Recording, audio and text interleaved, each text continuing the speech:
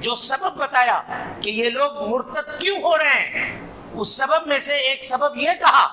کہ مسلم نوجوان خاص طور پر کالج وغیرہ میں جو نمبرات ان کے ہوتے ہیں اللہ ماشاءاللہ کا 50% 60% اتنے ہی میں جا کر کے مسلم نوجوان سمٹ جاتے ہیں، اس سے اوپر نہیں جاتے۔ نتیجہ یہ ہوتا ہے کہ ان کو آس پاس کے قریب کے کسی کالج میں، کسی لوکل کالج میں ان کا داخلہ ہو جاتا ہے۔ لیکن مسلم بچیاں یہ تیز ہوتی ہیں، محنتی ہوتی ہیں، وہ پڑھ کر کے 90%، 95%، 98% نمبر لے کر کے آتی ہیں۔ نتیجہ یہ ہوتا ہے کہ بڑے بڑے کالجوں کے اندر ان کا داخلہ ہوتا ہے، اور جس کالج میں وہ جاتی ہیں وہاں مسلم نوجوانوں سے وہ کالج خالی ہوتا ہے، صرف غیر مسلم ہوتے ہیں یہاں سے لے کے وہاں تک۔ اگر اس کی تربیت اس کے گھر کے اندر اسلامی تہذیب اور اسلامی تمدن کے مطابق نہ کی گئی تو 4 سال 5 سال کے اندر وہ جس کمیونٹی میں اپنی زندگی گزارتی ہے اس کے بہت سارے اثرات سے خود کو متاثر کر لیتی ہے اور اپنے آپ کو یہ بچا نہیں پاتی۔ نتیجہ یہ ہوتا ہے کہ کبھی دین اسلام کو برا سمجھتی ہے، نتیجہ یہ ہوتا ہے کہ کبھی دوپٹے اور پردے کے اوپر تنقید کرتی ہے، نتیجہ یہ ہوتا ہے کہ کبھی وہ اپنا برقع اتار کر کے لوگوں کے سامنے پھینک دیتی ہے اور یہ کہتی ہے کہ یہ تو زنجیر ہے جو ہمارے قدموں کے اوپر پہنایا گیا ہے۔ اس غلطی کا کبھی ادراک ہے سماج اور سوسائٹی کو؟ کبھی اگر اس کو بچپنے کے اندر یہ بتا دیا جاتا کہ بیٹے اللہ رب العالمین نے آپ کی تخلیق اس لیے کی ہے، اور اے میرے بیٹے اللہ نے آپ کی تخلیق اس وجہ سے کی ہے، اگر بچپنے میں یہ بات بتا دی جاتی تو بچپن کی سیکھی ہوئی بات میرے بھائیوں دنیا میں جوان ہو جانے کے بعد بھی کوئی طاقت اس کو توڑ نہیں سکتی تھی، کوئی طاقت اس کو بدل نہیں سکتی۔ لیکن افسوس کا مقام یہ ہے کہ ہم کاروبار کا فکر تو کرتے ہیں کہ بیٹا میرا نوکری کہاں کرے گا، بیٹا میرا بزنس کیسے سنبھالے گا، بیٹا میرا مال کیسے کمائے گا، اس کا فکر ہم سب کو ہے۔ لیکن افسوس ہے، اور یہ فکر صرف دنیا تک محدود ہے، افسوس ہے ہم اپنے بارے میں اور اپنے اولاد بال بچوں کے بارے میں یہ نہیں سوچتے کہ میرا بیٹا جنت کیسے جائے گا، ہم جنت کیسے جائیں گے، قبر میں چین اور سکون سے میرا بیٹا کیسے رہے گا، ہم قبر میں چین و سکون سے کیسے رہیں گے، یا میرا بیٹا بیٹی کس طرح سے اپنی زندگی گزاریں گے، اس کی فکر کسی کو نہیں ہے، کوئی نہیں کرتا۔ اور میرے بھائیوں آپ بیٹوں کے تعلق سے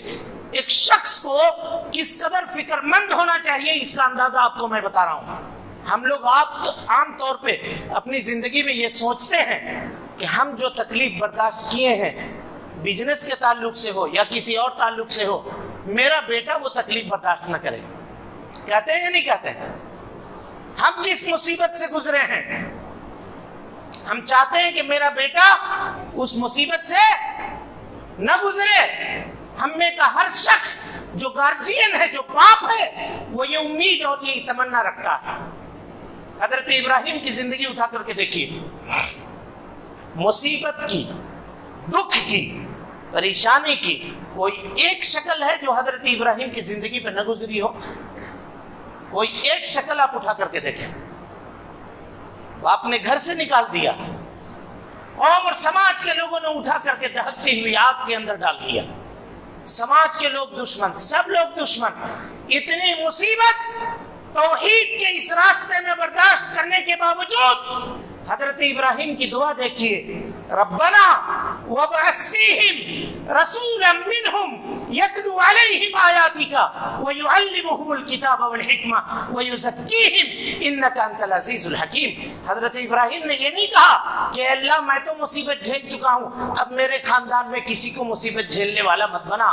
میرے بچے کو محفوظ رکھ، یہ نہیں دعا کی، کہا اے اللہ میری دعا یہ ہے کہ میرے خاندان میں سے، میری نسل میں سے ایسے لوگوں کو، ایسے رسولوں کو پیدا کر، یتلو علیہم آیاتک، جو تیری آیتوں کی تلاوت کر سکے،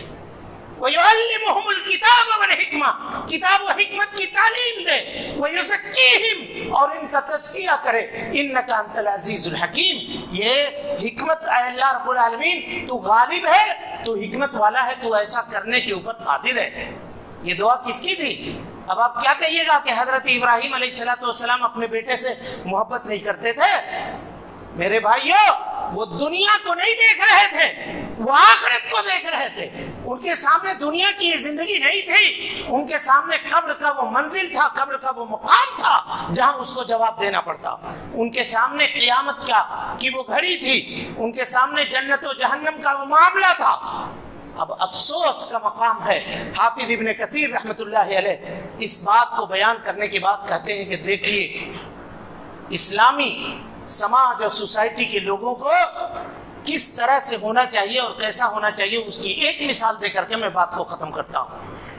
حافظ ابن کثیر رحمۃ اللہ علیہ کا